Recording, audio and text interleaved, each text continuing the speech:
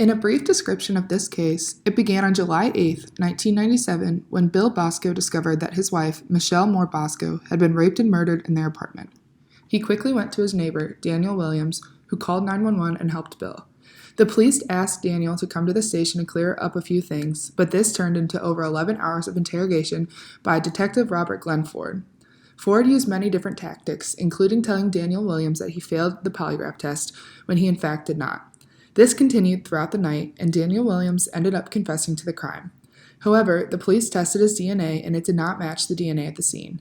Instead of clearing his name, they just assumed that he had an accomplice, and they brought in Joseph Dick Jr., who was Daniel Williams' roommate in the Navy, as they had both just returned home.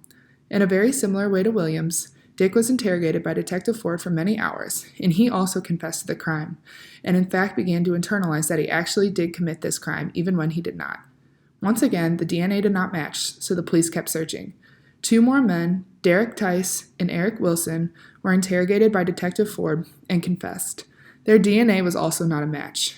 There was at one point 7 different men that were in custody for this crime, and yet not a single one was the correct suspect. A letter from Omar Abdul Ballard, who was in custody for another rape crime, was sent from prison, where in it he admits to killing Michelle and insists that he acted alone. His DNA matched, but the cases of the 4 men shown on the slide were all still taken to trial. The confessions were all used in trial, and the jury placed heavy weight on these, despite having no DNA matches. Joseph Dick Jr. had taken a plea bargain, and he once again confessed in detail at the trial, having internalized that he did commit this crime. All 4 men were found guilty.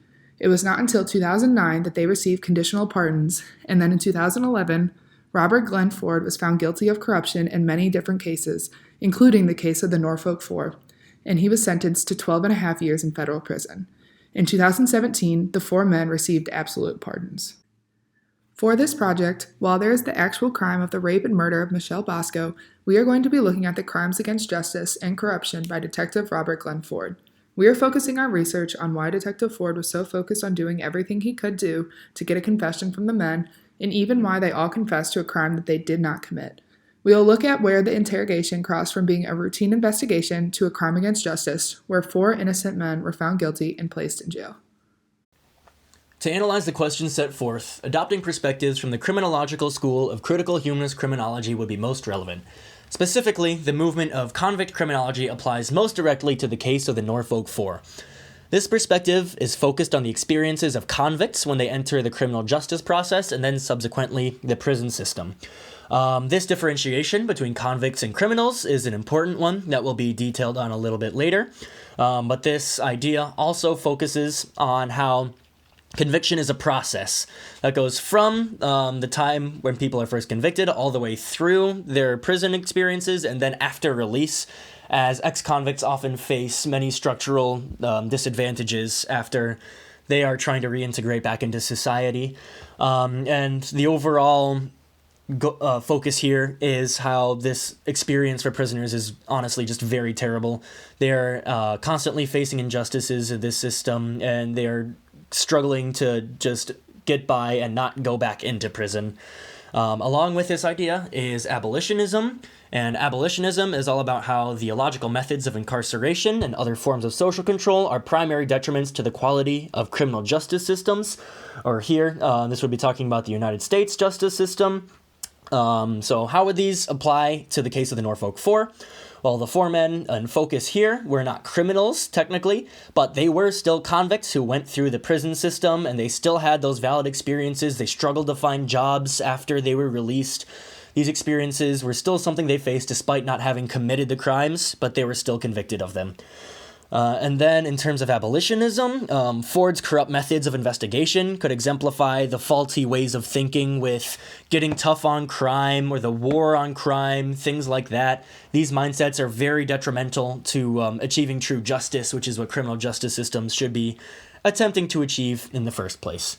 So, moving on with theoretical framework, we will also be taking ideas from conflict theory, which is all about how groups will exercise power over each other.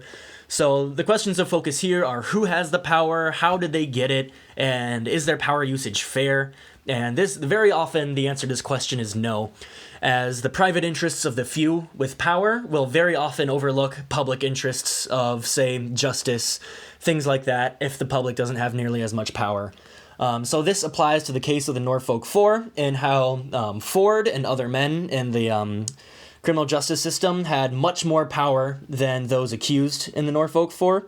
So Ford, he had himself a government job. His goals were backed by the system, where the goal is to get convictions, and that's exactly what he was shooting for, and it's exactly what he got. Whereas the men accused didn't have nearly as much power. They couldn't even afford private lawyers to help defend them. They had public defenders on their case to that didn't exactly fight as hard as they might have liked. So there might have been a power differential there that affected the way the case shaped up. So these are the ideas that our group will be drawing from in order to answer the research questions that we have set forth.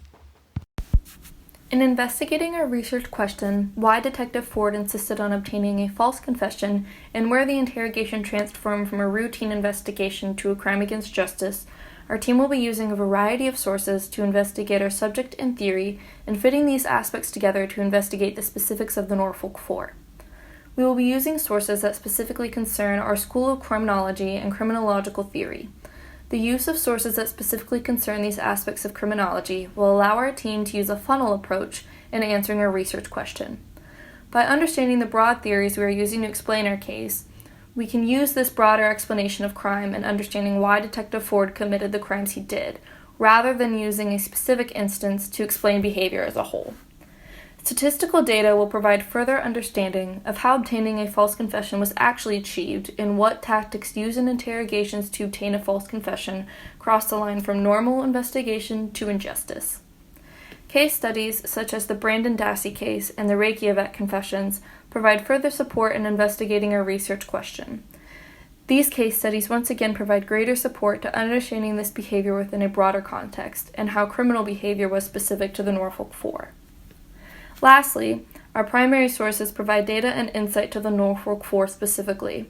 We will be utilizing a documentary which interviews the Norfolk Four and features recordings of the interrogations as well as court proceedings.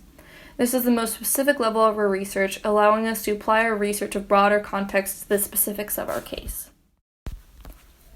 When looking at areas or issues that our team can mistakenly dwell on in our subject and our approach, ethical issues include the injustice of false confessions, the treatment of the Norfolk Four and police brutality, and the popular attraction to explaining a false confession.